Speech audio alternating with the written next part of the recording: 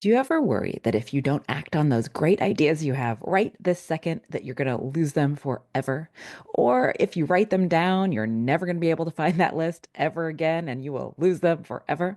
Well, in this episode, we're going to be talking about how to avoid shiny object syndrome, avoid those great ideas taking you down the wrong path right now, but also how to make sure that you don't lose track of them so that you can act on them if and when you want to. So stay tuned.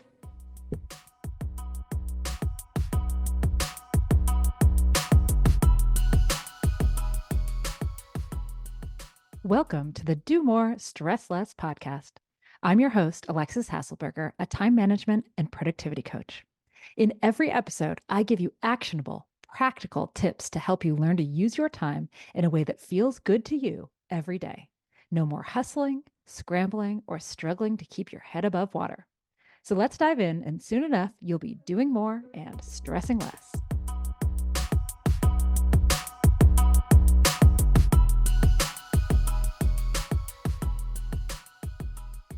You're determined not to let shiny object syndrome get the best of you, right? Now, a few weeks back, we talked about how instead of acting on all those shiny objects the second they come your way, you can instead put them in a dark parking lot where, with time and distance, they may, in fact, lose some of their luster. But you also might have been wondering what exactly to do with all those shiny objects once you've hidden them away. Because some of those shiny objects, they are, in fact, really, really good ideas, and you don't want to lose them. Trust me, I know this struggle so well. So, those ideas that are still shiny, even in the dark parking lot, you're not going to ignore them forever. Instead, you can decide to prioritize and act on them. Now, since we talked about these shiny object ideas, right? A few people have reached out and they've asked me what, in retrospect, is a very, very logical follow-up question. And so that is what we're going to do here today. We're going to talk about that follow-up question. So the follow-up question is, okay, so what exactly am I supposed to do with all these tasks and ideas that I've put into my parking lot? So you know what? You ask and you shall receive. So here's what I like to do with those. All of those ideas, they're going to be in my task system. So for you, wherever you keep tasks, wherever you keep projects, you're going to put them there. But they're in a category that I call someday maybe category, because that represents my actual commitment level to doing them. Someday, maybe. Now, do I like the idea? Yes. Do I want to do it? Yes. Would I do it if I had the time? Yes, yes, yes, and yes. But things in the someday maybe category, you haven't committed to when you're going to do those things. And therefore, they're best placed in this someday maybe, because otherwise they're going to be clogging up the works of your primary task list. Now, once they're in this someday maybe category, there are two methods that you can use to manage these types of tasks. So I'm going to share both of these methods with you, and you can decide whether either of them resonates with you. Both of them do. You can certainly use some of them in combo, but I'm going to share this with you. So, what's the first method? The first method is to review these on a regular schedule. So, as mentioned, you can tag these tasks someday maybe. That's what I typically do. Or you could just put them in a category called someday maybe. And you can also add any other tags if you use tags in your system to help you kind of review these things. Depends on what task app you're using. Depends on, maybe you're using it on paper, you just have them in a list, that's fine. But you want to review it every once in a while.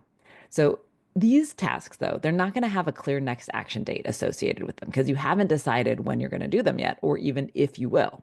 So if you use this method, you can have a recurring task that comes up for you. Now, whether it's in a task system you're using or just something recurring on your calendar or even a recurring reminder on your phone, and you can call it check the someday maybes and decide if I will do any of them this month or this quarter or whatever time period you decide to use. What time period should you use? Well, that's totally up to you. I think that monthly or really quarterly works well for this type of thing. You don't want to do it every week. That's probably too much. But you will want to set a recurring task at that frequency.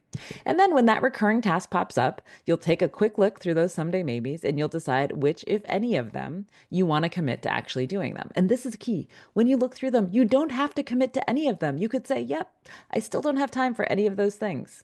Then if you do want to bring one of them into your real world, you'll decide on what the next action is, what's the next step that you can take to move you closer to that end goal.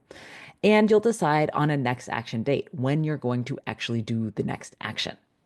Now, if you're not ready to assign a next action date, that's actually a really good sign that this task should stay in the someday maybe category, because what you're telling yourself is that you're not willing to commit actual time to this task. And that is totally okay. That's actually the point of this exercise, right? The things that we haven't committed time to, that we're not willing to commit to time to yet, even if they're fantastic ideas, they should still be living in the someday maybe category. That's what it's there for to begin with. Okay, so that's method number one. Now, there's another method that you can use. And this is essentially bringing each of these someday maybe tasks into your regular task system. They're all going to have next actions and next action dates, like all of your other tasks, but there's going to be one key differentiator, right? And so for this method, especially if number one didn't quite resonate with you, we have this option. So in this method, you're going to choose a next action date for your someday maybe task. But the next action itself is going to be decide if I want to do this week, this day, this month, this year, whatever it is, right? Decide if I want to do this whatever time period. And then when that task pops up in your task system, you'll be able to do the next action. You'll decide if you want to do the thing in the time period mentioned. If so, you'll just add a new next action. What's that first step to moving the task forward? You'll update the date to when you're going to realistically do the next action. But if you don't want to do it yet, if you're not ready to do it yet, you'll just leave it as is. You'll leave the next action, decide if I want to do this in the next month, quarter, whatever time period you decide. And you'll simply move the next action date to the next time you want to offer yourself the decision about whether or not to do this thing. Now, which of these two methods should you use? It's totally up to you. That's why there's multiple methods. You can choose whichever method resonates with you, and you can even use both methods for different things. You probably want to test this out and see what works better for you. You don't have to do it exactly the same way for all the ideas. You could use both. I definitely do that sometimes.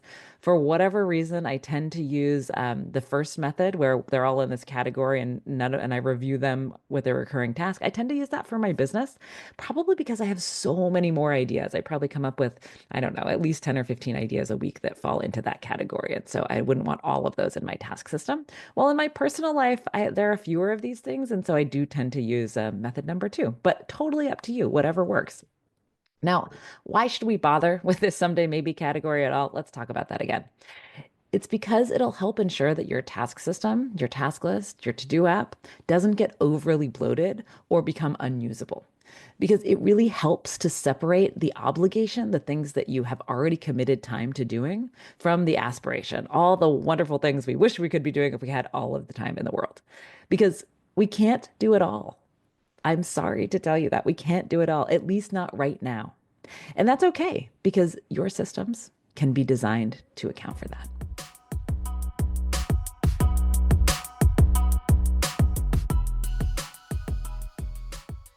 And that's a wrap on today's episode of the Do More, Stress Less podcast.